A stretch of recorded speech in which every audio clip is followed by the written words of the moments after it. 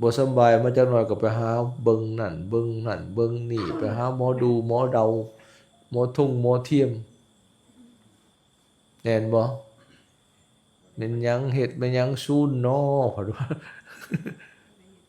เออแน่ก็แสดงว่าสูงขึ้นคนเฮาก็ว่าฟื้นว่าผู้ยังยึดหันนะเพราะส่วนใหญ่แหละอันนี้นะถ้าจะบอกให้ว่าเขาได้ยินข่าวลืออยู่หั่นนี่ก็ไปแหละหั่นนะอาจารย์นั่นดีอาจารย์นี่ดังหมอนั่นดีจังซั่นหมอนี่ดีจังซี่เพิ่นสิแต่งแก้เสียเคราะห์สืบชะตาราศีเสริมดวงให้เฮาไปแล้วหาขอเครื่องรางของขลังคาถาผายันเครื่องบูชาอันนั้นอันนี้เนี่ย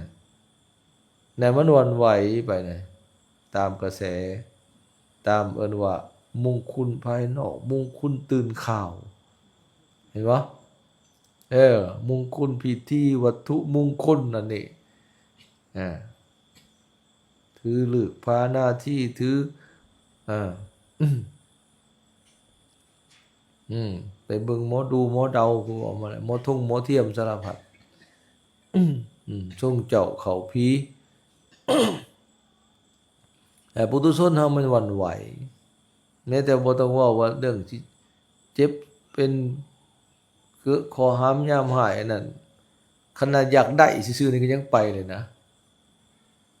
อยากได้ซื่อๆอยากรวยนี่ก็ไปแล้วแม่นบ่ไปหาเสี่ยงโชคไปหาขอดูเสริมดวง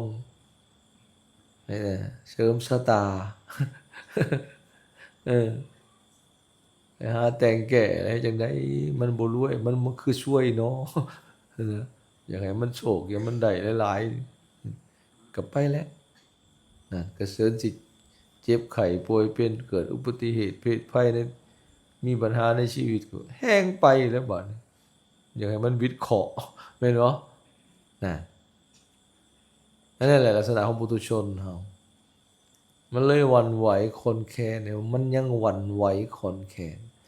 แต่พระอริยเจ้าเพิ่นบ่หวั่นไหวคนแค้น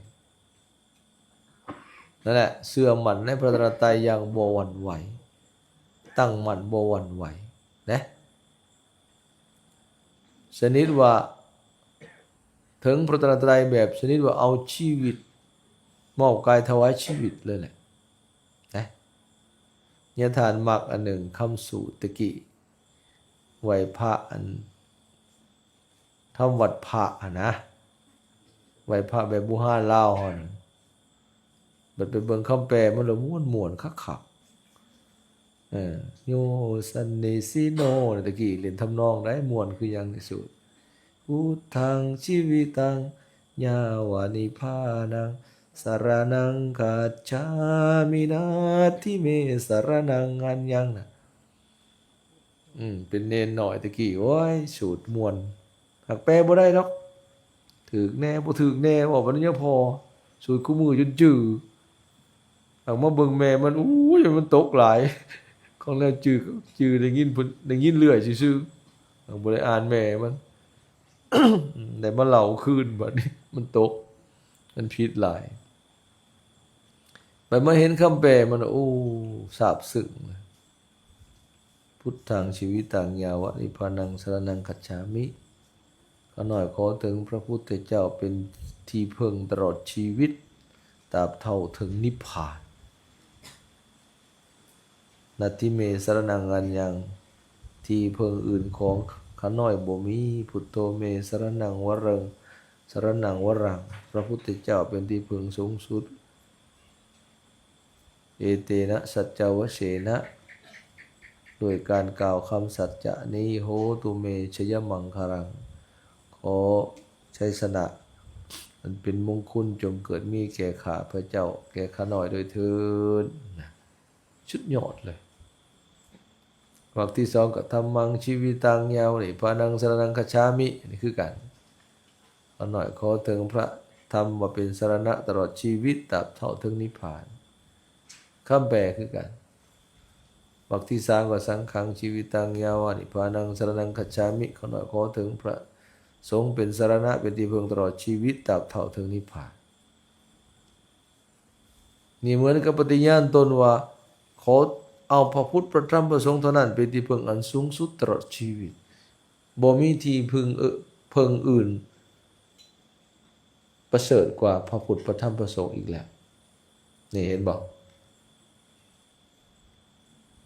เชื่อมั่นบ่หวั่นไหวในพระพุทธพระธรรมพระสงฆ์อย่างแน่นอน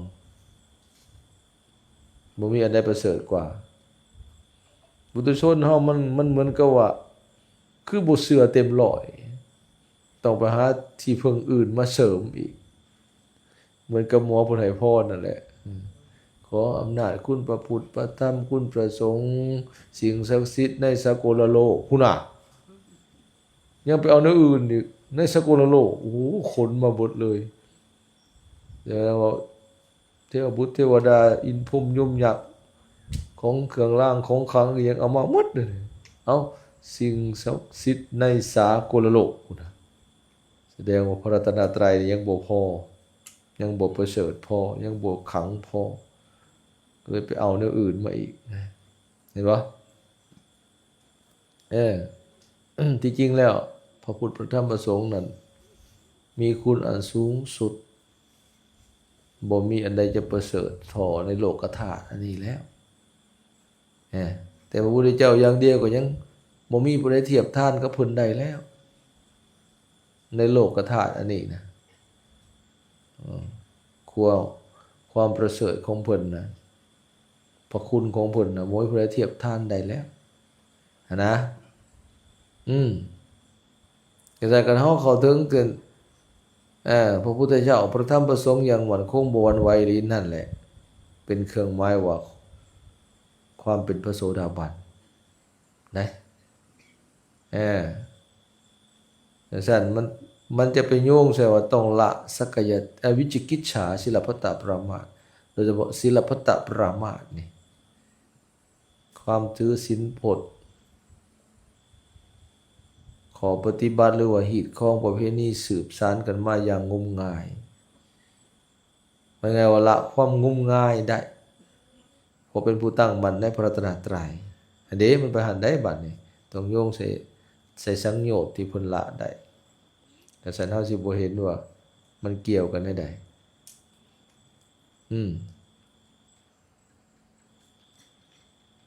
การที่มันละบ่ได้ก็เป็นยังเป็นยึดติดอยู่ก็ยังเป็นปุถุชน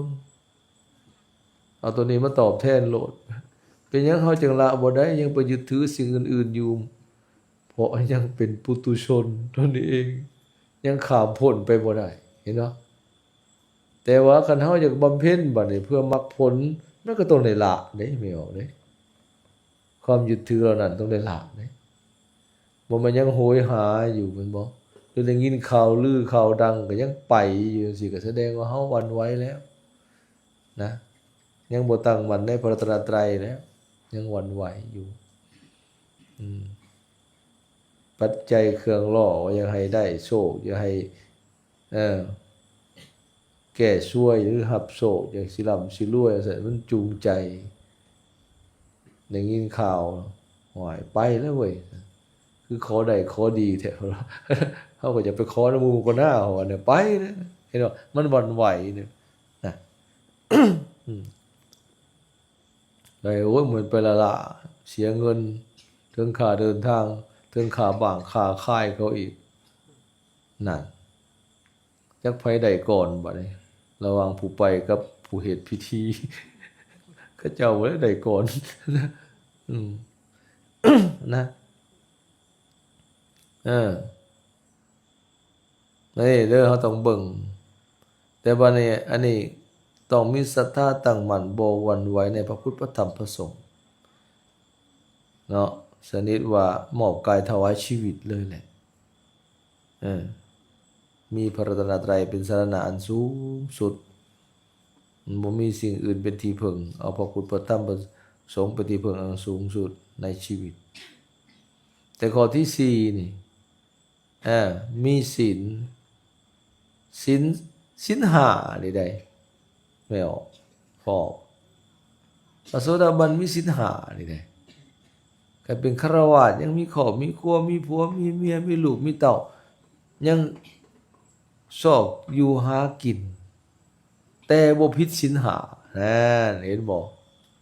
ศีลห้านี่บ่ล่วงเลยได้บาดนี่อริยสาวกในธรรมวินัยนี้เว้นขาดจากการฆ่าสัตว์เว้นขาดเลยเด้เว้นขาดจากการลักทรัพย์เว้นขาดจากการประพฤติผิดในกามเว้นขาดจากการเว้าตัวเว้นขาดจากการดื่มกินของมึนเมาหรือว่าสุราเมรัยของมึนเมาอันเป็นที่ตั้งแห่งความประมาทเป็นศีลที่บ่ขาดบ่ทะลุบ่ด่างบ่พร่อยนะเป็นศีลที่พระอริยเจ้าพอใจเป็นศีลที่เป็นใหญ่เป็นศีลที่บ่ลูกคำด้วยตัณหาและทิฏฐิเป็นศีลที่เป็นไปเพื่อสมาธิเห็นบ่นั่นเห็นบ่ศีลห้าได้ไม่เอาพอหากเพิ่นบ่ขาดเลยได้บ่ล่วงเลยได้พวกเฮามันก็เอาแน่เลยเนาะแม่นบ่มันบ่ได้ 100% ได้บางครั้งบางคราวนังเทื่อก็บ่ได้ตั้งใจรักษาซ้ำอยู่ไปตามมีตามเกิดก็มันเผลอก็เอาแน่ล่วงแน่นะนั่นพอออกไม่ออกเฮานี่อยู่เป็นชาวไร่ชาวนานี่นะบ้านนอกของนาเฮานี่ผิดศีลข้อใดดุกว่าหมู่ไม่ออกเอาตั้งคำถามบ่นี่ในศีลห้านี่ผิดข้อใดหลายกว่าหมู่ดุกว่าหมู่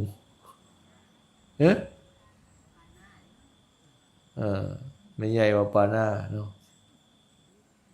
มีบ่ข้ออื่นผิดเรื่อยกว่าหมู่ระวังศีลในห้าข้อนี่ข้อใด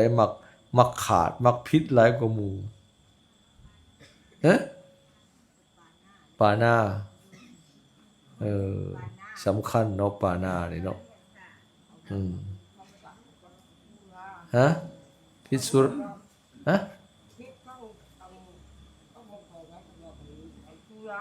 อ๋อพิษสุราบ่หลายกว่าหมู่เลื่อยกว่าหมู่เนาะข้ออื่นมีบ่ข้อขี้ตัวเก่งบ่มีบ่บ่ทอสุราเนาะมีบ่แม่ใหญ่ทั้งหลังมีข้อใดผิดมักคนมักผิดเรื่อยในศีลห้าข้อนี่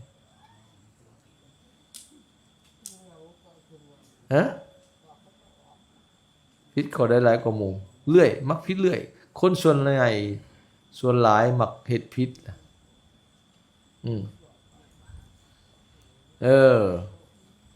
ข้อหนึ่งนั่นแหละยิ่งบ้านนอกเขานี่แฮงอาตมาว่า 90% 99เลยแหละเห็นบ่เนาะไปหาอยู่หากินนั่นดิหากบหาเขียดหาปูหาปลาหากุ้งหาหอย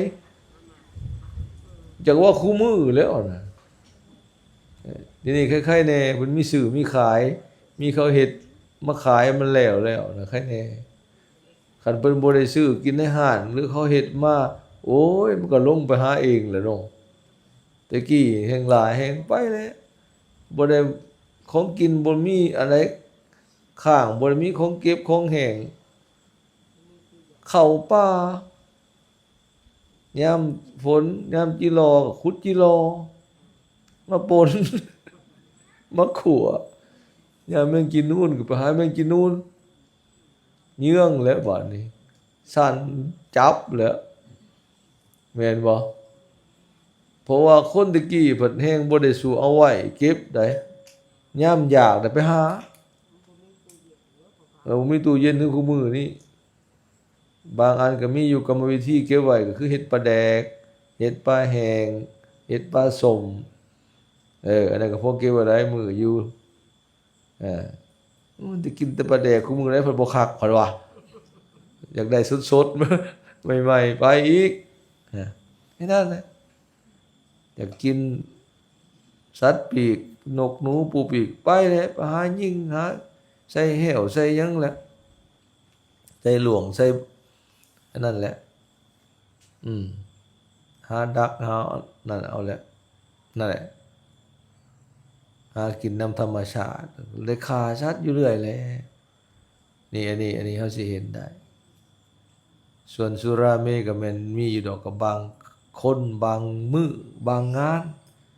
ยามมีบุญมีงานอยากเอากันหลายแน่คันอยู่ธรรมดาก็ก็บ่ได้เอากันดุปานใดนอกจากผู้ติดแล้วคันผู้แล้วมันก็ห้วยเอาอยู่คู่มือแล้วอืมแต่แก่ส่วนใหญ่คนทำการทำงานก็บ่ค่อยได้กินดอกเวลาทำงานนะอันนี้แต่เอาเรื่อยนี่คือบ้านนอกเฮานี่หากินตามธรรมชาตินี่อยู่ข้อที่หนึ่งและดุกว่าหมูนะนะอันนั้นแหละมันยากซะแหละแต่ว่าคันอยากบรรลุคือออกมาหั่นอยากถึงความเป็นพระโสดาบันอยากปิดประตูอบายได้มันต้องได้สังวรระวังเด้บาดต้องได้รักษาให้ได้เด้ให้เข่งขัดเด้พอคันบรรลุแล้วเพิ่นบ่ล่วงเลยเด้นี่มันต่างปุถุชนเฮาอยู่บ่นี่เพิ่นบ่ล่วงเลยบ่ต้องบังคับบ่ต้องข่มใจในการรักษาอีกมันเป็นอัตโนมัติเลยนะเพิ่นจะบ่ล่วงเลยตลอดชีวิตนี่บ่มีผู้ใดมาบังคับขู่เข็นบ่มีผู้ใดสื่อจ้างจอบอ้อยให้เพิ่นล่วงศีลห้าได้นั่นอัตโนมัตินี่นะนี่มันสิมีความสุขขนาดใดก็แม่นเฮามีธรรมคือดังกล่าวมานี่เพิ่นจะว่าสมบัติพระเจ้าจักรพรรดิเทียบบ่ได้บ่เท่ากับเสี้ยวที่16ของความสุขที่ได้บรรลุธรรมอันนี้โสดาบันมึงรู้ก็แม่นของ16อย่างหรือว่าสิเป็นไม้หรือเป็นผมพาซีก16ส่วนบ่ทอ1ส่วนใน16กันเบิ่งดูความสุขที่เป็นพระเจ้าจักรพรรดินะบ่เสี้ยว1ส่วนของ16ส่วนคันแบ่งยังออกไปกันได้พุ่นใดเพราะว่าความสุขที่ได้จากทรัพย์สมบัติอันเป็นของมนุษย์หรือเป็นของทิพย์เป็นของเทวดาก็ตามมันยังบ่พ้นอบายยังจะตกต่ำไปตกนรกเป็นเปรตเป็นสัตว์เดรัจฉานอสุรกายได้อยู่แต่พระโสดาบันผู้ใดดวงตาเห็นธรรมแล้วปิดประตูอบายได้แล้วบ่ได้ไปเกิดนรกบ่ได้เป็นสัตว์เดรัจฉานบ่ได้เป็นเปรตเป็นอสุรกายอีกเลยจะได้เกิดแต่ในมนุษย์กับเทวดาเท่านั้นอย่างซ่าก็7ชาติก็จะได้ถึงความเป็นพระอรหันต์หรือถึงนิพพานอย่างกลางก็3ชาติอย่างน้อยก็ชาติเดียวไหนอยู่ในระหว่าง1ชาติ3ชาติที่ยังกลับมาเกิดอีกอยู่นี่นะหรือ7ชาติแม้นอยู่ในภูมิมนุษย์และเทวดาเท่านั้น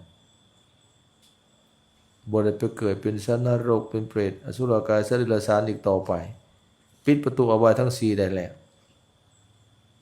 นี่มันต่างปุถุชนอยู่หมดนี่ได้บาดนี่ได้ส่วนปุถุชนเฮานี่โอ้ยยังจะต้องเวียนว่ายตายเกิดในวัฏสงสารนับชาติบ่ถ้วนขึ้นลงอย่างสูงสุดการเจริญสมถะกรรมฐานเจริญฌานก็ไปเกิดในพรหมโลกอายุยืนพวกนี้นับเป็นโกฏเป็นกัปพุ่นแหละเป็นกัปเป็นกันแต่ว่าก็บ่พ้นอบายคือเก่ากันเบิดบุญในพรหมโลกหรือในสวรรค์ก็ได้นะ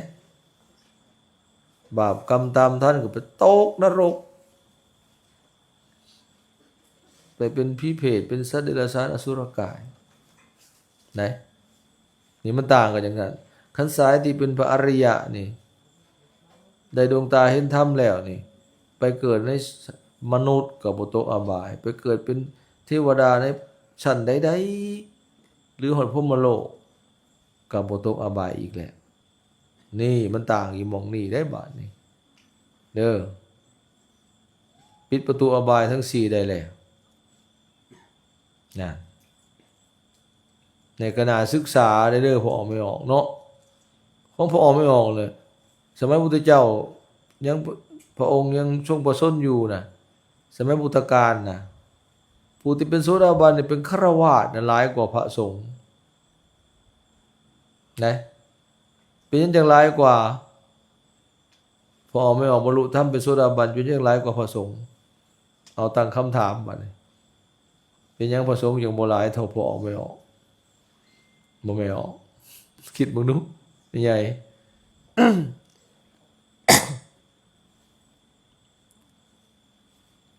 ผู้บรรลุธรรมเป็นโสดาบันเป็นพอออกไม่ออกหลายกว่ายักษ์คู่หลายกว่าพระสงฆ์สมณเณรเป็นยังจังหลายกว่าฮะเป็นยังจังมีจังบรรลุได้หลายกว่า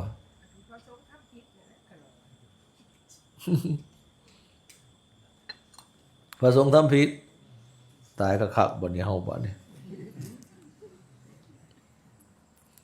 จัวน้อยข่อยผิดเบิดบ่นี้ถูกต้องขอนี่แหละเพราะพระสงฆ์สามเณรน้อยกว่าพอออกไม่ออกพอออกไม่ออกหลายกว่ากับบรรลุธรรมที่เป็นโสดาบันขั้นต้นก็ยอมหลายกว่า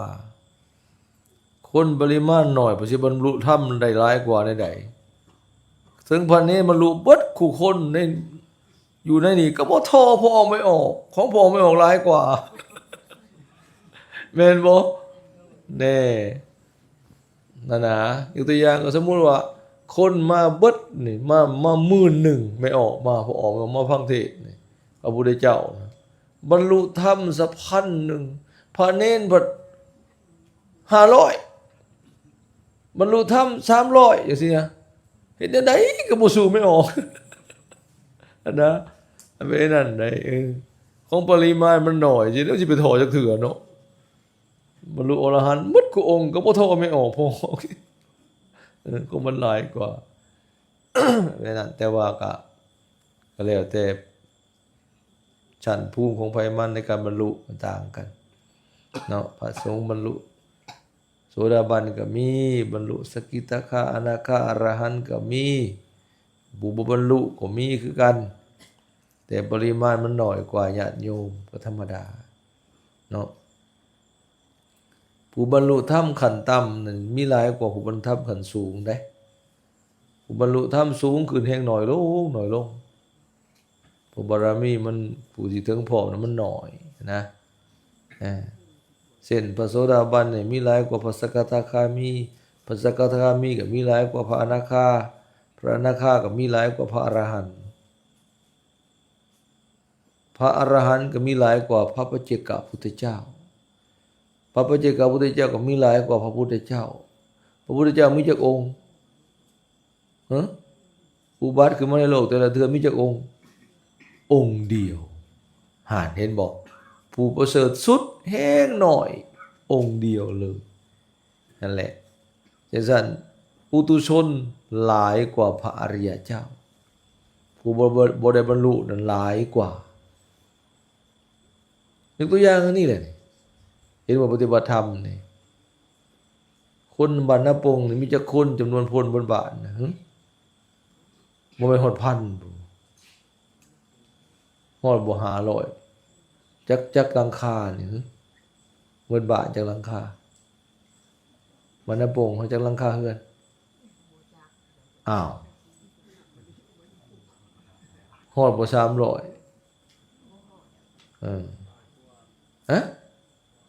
โอ้100กว่าเนาะคัน100กว่าเฉลี่ย2คนเฮือน1 2คนนี่ห้อยนี่มันก็300ขึ้นไปหรือ500พลเมืองแน่บางคนมาจำศีลฟังเทศน์หลายบ่ได้หาฮอดบ่100มาเบิดนี่เบิดบ้านบ่ฮอดเนาะ4-50ก็ยังบ่ได้อันนี้ว่าบ้านอื่นมาได้นี่แม่นบ่นี่นานเห็นบอกอันนั้นแล้วชั้นใดผู้ได้บรรลุธรรมมันก็น้อยกว่าปุถุชนเบิ่งเอาเท่านี้ก็พอผู้มาทั้งนี้นะมาเจริญวิปัสสนาสมถกรรมฐานน่ะเห็นบ่น้อยใน แต่การที่จะได้บรรลุกันแนวนี้แหละอนาคตนะก็น้อยนะมันเป็นอย่างจังซั่นเฮาบ่แม่นเรื่องแปลกประหลาดเด้ออันว่าโอ้ยคนคือบ่มาคนคือบ่หลายบ่ว่าสมัยใดคือกันจนถึงที่สุดก็แม่นแต่การบรรลุก็น้อยเพราะคนมาทางนี้มันบ่หลายกันทางลิ้นทางกินทางเมาทางม่วนน่ะมันหลายเฮ็ดบุญประเภทนี้คือแม่นี่เอาหมอลำเรื่องมาเบิ่งดูหาถึงมื้อบ่สินั่งบ่ได้เดินวัดนะเห็นบ่นั่น อันนั้นมันแนวสนองกิเลสแนวบุญไปทางต่ำทางมัวเมาหลุ่มหลงบ่แม่นทางนิพพานนะนอกจากว่าเป็นทางนิพพานไปอบายพร้อมแล้วนะเพราะมันผิดศีลผิดศีลได้เห็นบุญอันนั้นนะฆ่าสัตว์ฆ่าบางบ้านฆ่าแม่งัวโตควายกินเหล้าเมายานานข้อหาข้อ1ก็ผิดข้อ5ก็ผิดอย่าว่าบ่คู่คอพุ่นแหละเทื่อก็ขี้ลักเอาของกันไปก็มีของเสียรถเสียตีกันก็มีนั่นด่ากันก็มีตัวก็ตัวนะคือบ่ทายบ่แล้วหมอลำมันขี้ตัวได้หมอลำพุ่นบ่ทายง่อยบนเทศเกิดปากกังออกมานั่งเตียงค่ำเตียงค่ำเป็นเตียงไม้ไผ่มันตัวแต่เปิดพะกังมันก็ตัวแหละพุ่นว่าก็เขาก็สมมุติอยู่ดอกว่าสมมุติน้ำตามท้องเรื่องข้าพเจ้าชื่อว่าพญาพรหมทัตเป็นพญาพรหมทัตเสวยราชสมบัติในเมืองพระนครศรีเป็นเวลามาดนนานแล้วเมืองพระนครศรีอยู่ที่ใดนี่บ้านนาป่งพญาพรหมทัตเฒ่าบุญมีคิดตัวม้วนแล้วนั่งเบิ่งเข้าตัวพุ่นนะอันนั้นแหละก็สิโดยเจตนาหรือบ่เจตนามันก็ตัวในตัวลิ้นก็ตัวนะก็บ่เสียหายยังหลวงหลายดอกว่าแต่สมมุติเขาก็บอกอยู่แต่มันก็ตัวอยู่เองคงบ่เป็นความจริงเนาะตัวกันหลอกกันเว้าหยอกกันตัวกันมีแหละเว้าบ่สุภาพเว้าเพ้อซอยสิโอ้ยพญาย่อยเพิ่นซอยเนาะบ่ได้อายพระจักดิในวัดในว่ามีแต่แนวเพ้อๆนะเว้าแต่ในสงฆ์ในศีลเพิ่นนั่นล่ะนั่นอันนั้นมันนั่นแหละเอาบุญนั่นน่ะมันเจือปนด้วยบาปนะสิเฮ็ดหลายปานใดก็ได้บาปไปนำมันบ่บริสุทธิ์นะจะได้บุญมันจังบ่พาเฮาขึ้นเฮาเกินเฮ็ดหยังก็ได้เป็นหยังคือเฮ็ดบุญหลายอยู่มันคือบ่ค่อยเจริญนำเพิ่นสิเจริญคือช้าคือยากแท้มันมีบาปดึงไว้เฮ็ดบุญบ่บริสุทธิ์แม่พ่อเอ้ยลงทุนลงฮ้อนบักหลายๆแต่ว่าบุญเป็นหยังบ่สดบ่สวยคือคันแม่นห่างก็ช้าคันแม่นเจริญก็ช้า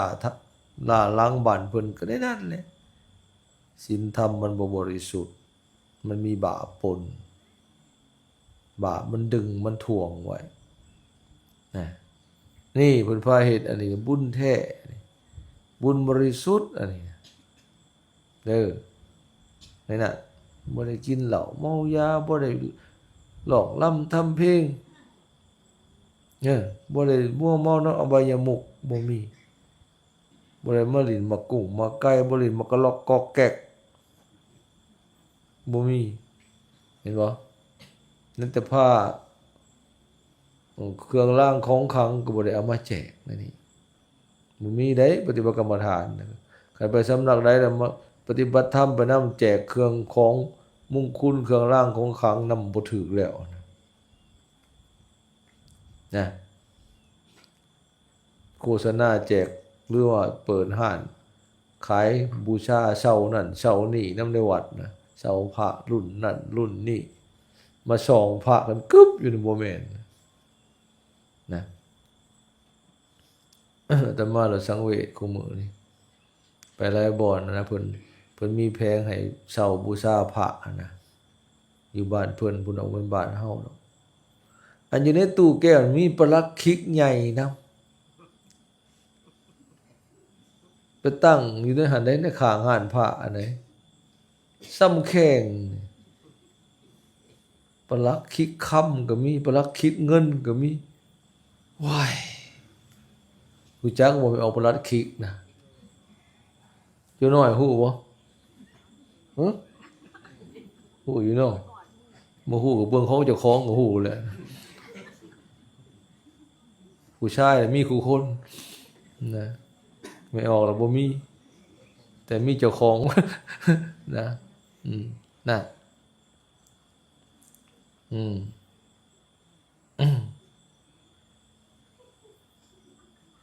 ก็เอามาให้บูชาสิว่าให้ฟังหน่อยหนึ่งปีหนึ่งไปเดินธุดงค์อยู่ภาคเหนือก็อยู่บ้านเพิ่นพุ่นล่ะแล้วไปแวะชั้นเพลนะหันชั้นจังหันบ่ชั้นเพลแต่มันซอยแหละเพราะเป็นชั้นซอยเพื่อสิเดินหอบชั้นแรกก็เลยพักเขาไปพักอยู่วัดนั่นแหละขอพักผ่อนตอนเที่ยงมันแดดหลายจันจรานั่นแหละเพิ่นพาเดินไปพักล่ะในศาลาน่ะมันมีหาดพระอยู่เบื้องขวาจังซี่น่ะนะไม่ออกอยู่ในหาดพระก็จักเป็นหยังแหละจักมันแอบเป็นหยังก็ตั้งเป็นแถวอยู่เราว่ามีหดขี่เหล็กไหลในหาดแต่ว่าพิเศษเลยปลัดคิกใหญ่เชื่อว่าลึงว้าจะซ้ำคันบักเบงนี่บ่จ๊ะเอาหมอนห้องข้างมัน2 หน่วยกายเทอเลอร์ปานปืนใหญ่ออกมาแต้มยันใส่ปลายมันอีกคือเฮ็ดนั่นก็ได้ได้อาตมาไปกราบโอ้ยแล้วก็ย่านะเว้ยกราบพระบ่ได้กราบอันนี้ดอกโอ้ยเลยถามเพิ่นหลวงพ่อเอามาใส่อีหยังนั่นนี่อันนี้นะว่าซั่นน่ะโอ้ยเราบอกมันคือหมักแต่คนเรามันหมักหลายแล้วเอามาเข้าไหวซะเราบอกป๊าดไปไว้บนอื่นคนละบนใครแหน่บ่ไว้ข้างหานพระเลยนะปลายปืนออกมานอกพี่เอาหมอน2 หน่วยห้องปลายมันทั้งหลุมห้องข้างมันนะอาตมาก็เลยเว้าหยอกเพิ่นบ้าหลวงพ่อธรรมดาปืนนี่มันมีลูกได้บ่มันมีลูก2 ลูกใครมันมีลูกน้ำแห้งสิขังนั่นน่ะก็เลยบอกทอรองบ่ได้เบิ่นซื่อๆดอกพอได้หัวในนั้นแหละเบิ่งว่าในวัดในวามันบ่น่าสิเอามาที่จริงของพวกนี่ของพวกฮินดูไม่ออกฮินดูเขาถือเขาไหว้ศิวลึงของพระศิวะอันนี้นะแต่สั่นก็เฮาไปอินเดียนำกกโพอยู่บ้านเฮานั่นมีน้ำวัดน้ำว่าน่ะสร้างพระพุทธรูปรูปห้อยใส่บางบนก็เอาฤาษีใส่อันนี้ก็บ่แม่นอีกแหละนะเมืองอินเดียบ่มีพระพุทธรูปมีแต่ศิวลึงนั่นแหละเขาก็ไปเฮ็ดแทนสี่เหลี่ยมเป็นแผ่นหินเป็นซีเมนต์แล้วก็เอาหินดำเฮ็ดกลมๆขึ้นมาเขาก็ขีดหั่นขีดนี่เขาก็บ่ได้เฮ็ดให้คืออีหลีดอกเฮ็ดกลมๆแต่ว่าขีดเป็นรูปเป็นการจักหน่อยพอเป็นรูปนะหินดำอันนั้นบ่แม่นหยังได้เนี่ยแม่นปลาคอใหญ่อันนั้นแหละเอาไปซุกไว้ในแทนสี่เหลี่ยมให้เฮ็ดห้องไหลมาตรงเอาน้ำมันแต่เขาก็เอาดอกดาวเฮืองนี่ไปจีกใส่น้ำเครื่องเฮ็ดน้ำมนต์นี่แหละดอกไม้ประจำชาติอินเดียดอกดาวเฮืองเด้อจังซั่นเขาจีกน้ำใส่คือน้ำมนต์นี่ น้ำเอาไปบูชาเขาก็ไปโหดศิวลึงน่ะปลาคอใหญ่อันนั้นน่ะน้ำไหลลงก็เอามาแปะหัวขอพรรูปแล้วก็แปะหัวรูปอันน่ะรูปศิวลึงพุ่นน่ะได้ลิงขะกับของผู้ชายศิวะกับของพระศิวะนั่นได้น่ะขอพรน้ำเพิ่นเราจะเห็นเมืองอินเดียจะมีเสาหินหลายเสาหินตั้งและป้ายสวยๆกลมๆก็หมายถึงพระศิวลึงนั่นแหละแต่สั่นเขาจะเห็นหินเอกลักษณ์ในการบูชาอย่างแม้แต่อ้อมเจดีย์พุทธคยาเขาสิเห็นหินดำอันนี้หลายตั้งเรียงรายนั่นแหละคือสัญลักษณ์ว่าเขาบูชาศิวลึงบูชาของพ่อนั่นได้ของฮินดูศาสนาพราหมณ์ได้นี่เฮือนหินนี่ก็มีตะกี้แต่ว่าเขาจับไปถอดไปนิทานอ่านบ่เคยบอกฝรั่งถอดออกไปยังแต่หูมันยังแต่ของนางอีหยังอุมาบ่ภรรยาพุ่นน่ะยังแต่หูของผู้หญิงของผู้ชายน่ะเขาถอดไปแล้วกำห้องน้ำมันยังเห็นอยู่หันไปก็หินสิเห็นแทนสี่เหลี่ยมน่ะเลยเป็นหูทั้งกลางน่ะแต่ปลาคอใหญ่เนี่ยเขาถอดไปแล้วกันสั้นไปเห็นเฮือนหินน่ะบ่แม่นของศาสนาพุทธเด้อปราสาทหินวัดผู้คือกันปราสาทหินอังกอร์วัดอยู่เขมรอยู่เสียมเรียบน่ะคือกันของฮินดูเบิดของฮินดูของพราหมณ์แต่เมื่อพุทธศาสนามีอิทธิพลคนสมัยในพระเจ้าชีวิตถือพุทธศาสนาก็ไปปราบพวกฮินดูเขาแล้วก็เอา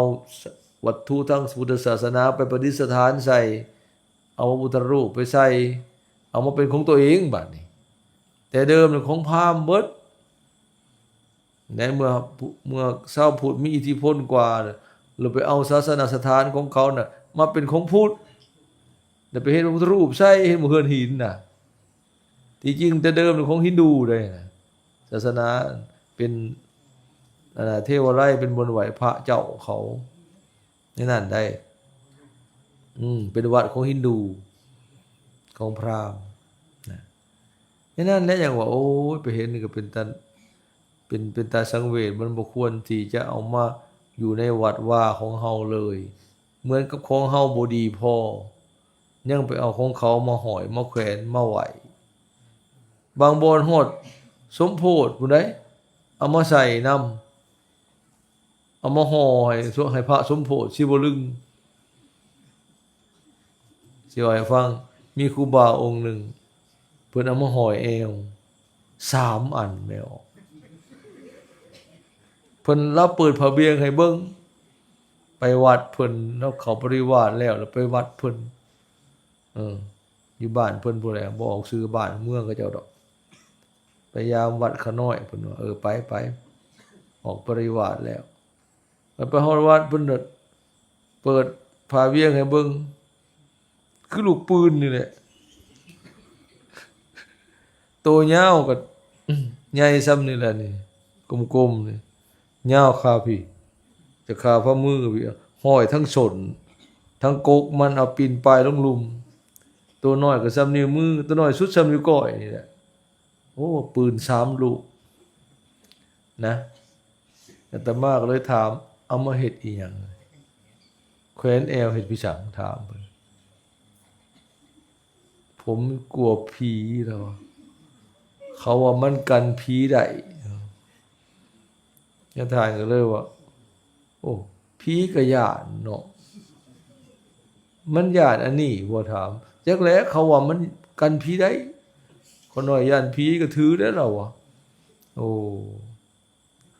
ผัดมาถามอธิษฐานอีกเลยเอาบ่คุณบ่เอาดอกอันนี้มันยังของปลอมตัวคันผีย้านอีหลีเอาของแท้ให้มันเบิ่งเลยของเจ้าของก็มียังสิมาห่อยแอวมันหนักอีพิสังตัว เนาะไม่ออกโดยจะหน่อยคันผีญาติโอ้ยของเฮาก็มีมึงมาโลดว่าซั่นนะยะทานก็เลยบ่เอาดิหักขาอันเดียวก็ยากพอแห้งยังสิมารักษาไมโครแคลอันนี้อีกนะไอ้นั่นแหละไหนบอกแสดงว่าของตัวเองยังบ่ขังพอยังไปหาอันอื่นมาแขวนมันเป็นนั่นน่ะพระเฮาเลยเนี่ยคือยังขนาดยังคู่เลยเนี่ยยังไปแขวนปลักขิกน้ำเขาโอ้ยตัวจะไปแขวนยังอีพ่อแม่ให้มาแต่เกิดบ่แห้งบ่ต้องแขวนให้ยากเนาะมีบ่แห้งเนาะจุหน่อยอย่าไปแขวนเด้อล่ะเด้อมันไปจูดไฟถิ่มนะมันน่ะเอามาตอนนั้นพระอีหยังก็พระใหญ่ๆว่าหั่นนะเป็นเหรียญกลมๆเด้ว่าหั่นกำลังดังว่าหั่นนะโอ้ยคู่แขวนหลายองค์แขวนเอวแขวนคอหักเสื่อมแล้วอุ้ยจตุคามรามเทพพุ่นน่ะว้ายยาคู่กับแขวนองค์บักใหญ่พุ่นก็ได้เอาแล้วตัวยาคู่กับแขวนบ่ยาคู่ยะทานบ่เอาบ่สนนะสุดท้ายก็เสื่อมคือเก่านะนั่นแหละก็ฟังนึกว่ารามเทพนะมันเป็นเทพของพราหมณ์บ่แ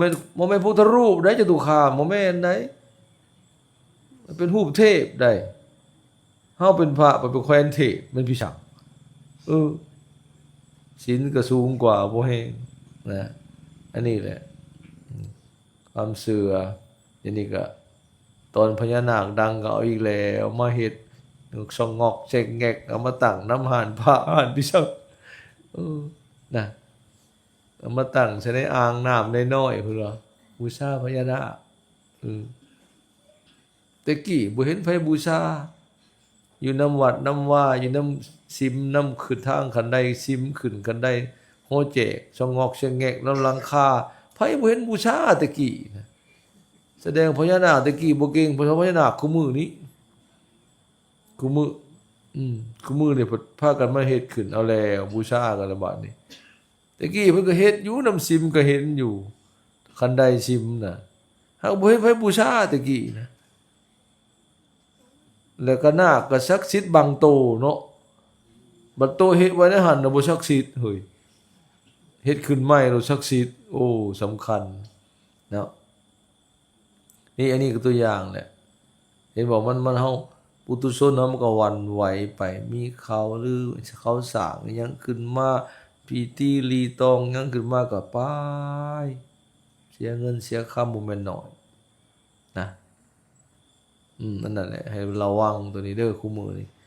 เขาหากินนำความงมงายของคนโง่ยอมเป็นเหยื่อของคนฉลาดแต่ฉลาดแกมโกงเห็นบ่ปัญญาเชโกฉลาดแกมโกงผู้บ่ฉลาดเท่าเขาก็ตกเป็นทาสของการโฆษณาของเขาเสียเงินเสียคำให้เขานะเขาก็หลอกเอาโดยพิธีเหล่านี้เฮ็ดให้มันคือมันคังขึ้นจังซั่นจังซี่แต่งคำเว้าคำไหวคำว้อนขึ้นออกพิธีออกลีลาท่าทางให้มันคือขึ้นปู้เป็นตาสิคังแต่แท้เฮ้ยนั่นได้คือสิเป็นตาได้ตาดีแท้ๆโอ้ของเขาเขาแต่งขึ้นมาคักๆเขาสักเขาซ้อมพิธีออกมาให้มันคือ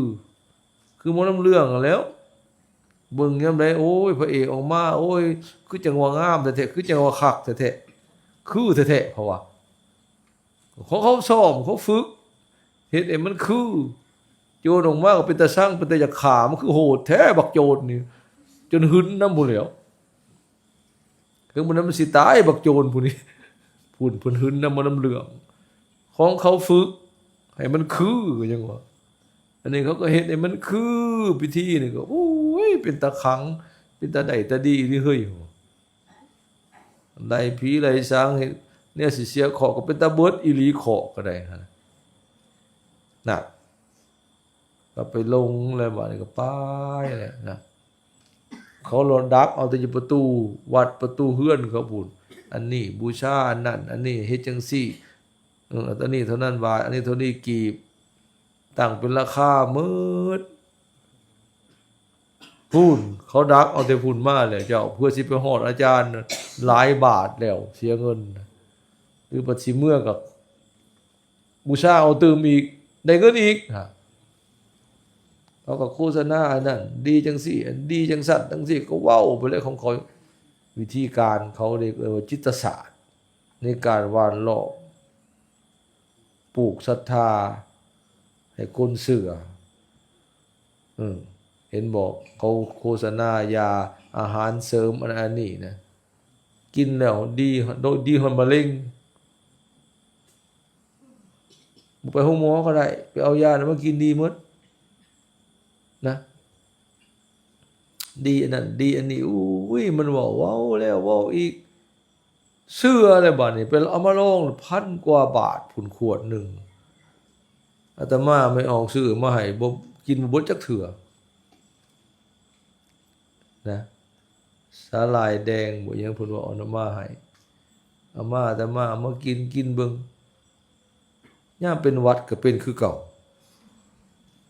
ปวดหลังปวดเอวยังปวดคือเก่าไปนั่งหึงอุ๊ยตัวบ่กินแล้วกินข้าวคู่มือก็อิ่มวิตามินมันก็มีครบอยู่ไปอ่านเบิ่งนะหั่น20-30ชนิดโอ้มันเกินเหรอวะอันนี้มันหลายพะโลบ่เอาแล้วนะยามันสิสะสมในร่างกายมันเกินความต้องการอันตรายซับนะ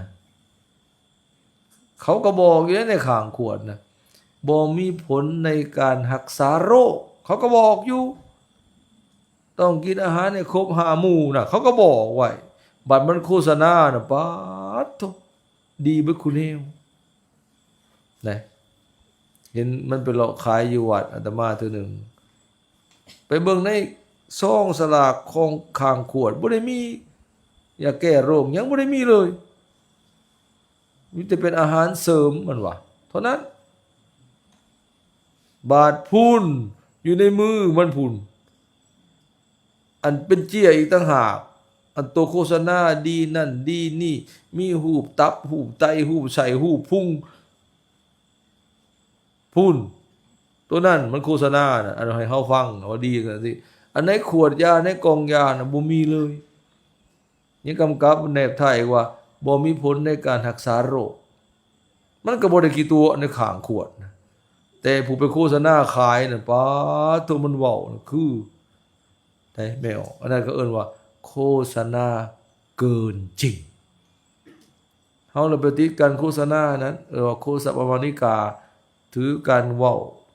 ถือการโฆษณาสำคัญกว่าหลงเชื่อการโฆษณาก็เสียเงินซื้อให้เขาแต่แท้กินข้าวคู่มื้อมันก็มีเหือมีแห้งมีวิตามินโปรตีนครบถ้วนแล้วอยู่ในผักในศีลในปลาในข้าวในไข่ยังก็มีครบหมดแล้วเอาก็เสียเงินไปซื้อมาเสริมอาหารเสริมไปจังกินข้าวอิ่มอยู่คู่มื้ออย่าไปหัวอ่อนในเรื่องไม่ออกเด้อมันมีหมดแล้ววิตามินโปรตีนอาหารเสริมทุกอย่างในข้าวในปลาในศีลน่ะในผักน่ะนั่นน่ะเสียเงินบักหลายๆนั่นแหละดีบุรีมันสิ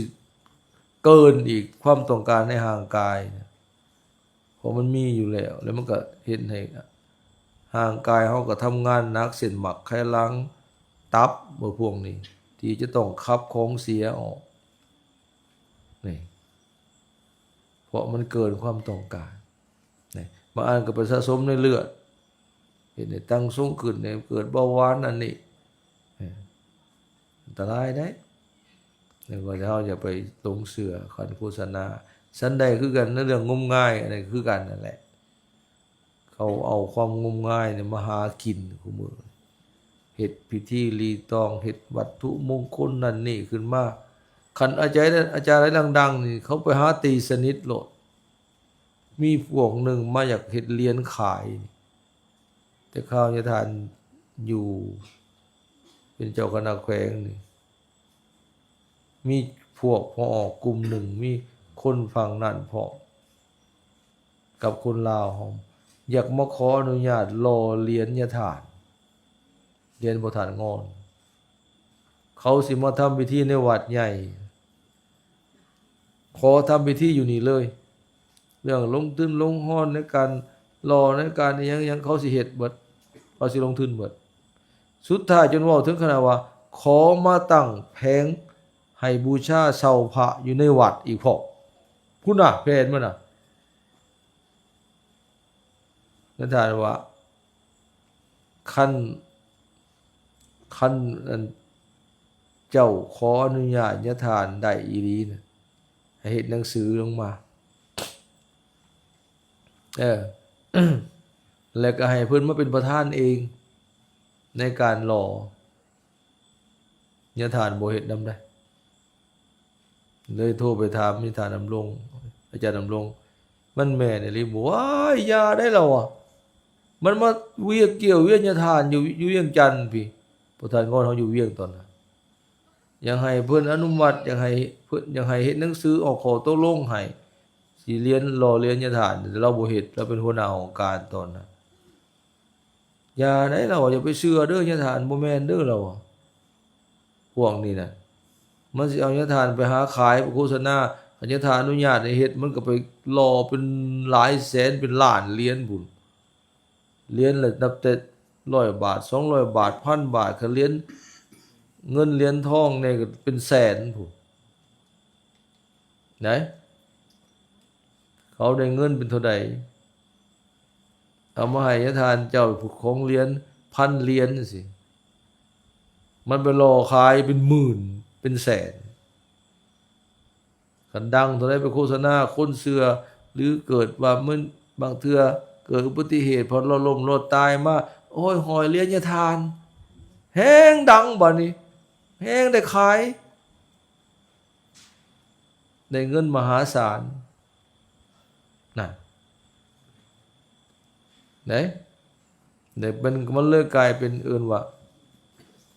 พุทธพาณิชย์แต่คำนี้ยังเป็นแต่คันว่าเพิ่นน่ะม่วนเด้แต่คันแปลออกมาเป็นตาตกใจพุทธพาณิชย์นะพุทธะแปลว่าหยังพระพุทธเจ้าพาณิชย์หรือว่าวานิชแปลว่าหยังวานิชชาค้าขายแปลขึ้นเบิ่งบัดนี้ค้าขายหยังค้าขายพระพุทธเจ้าน่ะเว้าม่วนนั้นกันเขาแต่งศัพท์ขึ้นมาแต่มันแปลออกมาแล้วเป็นตะยานเนี่ยแปลว่าค้าขายเครื่องที่เกี่ยวกับพุทธศาสนาแหละความหมายเนี่ยแต่มันพุทธะโดยกงกันติพุทธก็หมายถึงชื่อพระพุทธเจ้านั่นพระนามของพระพุทธเจ้าพระคุณของพระพุทธเจ้าพุทโธนะโอ้ยเนี่ยมันเลยกลายเป็นวิธีการหาเงินของเขาหมดอาจารย์เฮาอย่าเป็นเฮาต้องระวังหลายๆคุมื้อนี่เด้อมันแอบแฝงมาในหูปนี่เพื่อสิหาลาภหารวยนี่หาอยู่หากินนำความบ่ฮู้ของเฮาในความอันนั้นหลงความงมงายของเฮานั่นแหละเพิ่นว่าอันคนโง่เป็นเหยื่อของคนฉลาดนี่แหละพวกฉลาดแกมโกงนะแอบแฝงศาสนาแอบแฝงหากินนำความงมงายของคนความเชื่อของคนนะฉันเฮาต้องเป็นผู้มีศรัทธาตั้งมั่นอันบ่หวั่นไหวในพระพุทธพระธรรมพระสงฆ์เท่านี้พอบ่ต้องห้อยพระให้นักคอ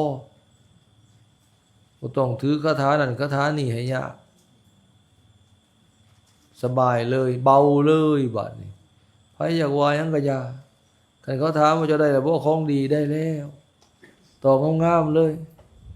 ได้จักอัน3 อัน3 องค์แม่นหยังพระพุทธ พระธรรมพระสงฆ์จบอยู่ในใจบ่เห็นนี่อยู่ในใจนี่จบไหวก็ไหวได้ไหวมื้อเช้ามื้อแลงได้หมดไหวยังหยอกอรหังสัมมาสัมพุทโธภควาพุทธังภควันตังอภิวาเทมินี่ไหวพระพุทธเจ้าสวากขาโตภควตาธัมโมธัมมังนัมสสามิอันนี้ไหวพระธรรมสุปฏิปันโนภควโตสาวกสังโฆสังฆังนัมมามิอันนี้ไหวพระสงฆ์โดยย่อมาโดยละเอียดกับอิติปิโสสวากขาโตภควตสุปฏิปันโนวักยาวอันนี้พุทธคุณธรรมคุณสังฆคุณสุดยอดแล้วเด้อครูบาอาจารย์คือกันสิสูตรยังคือกัน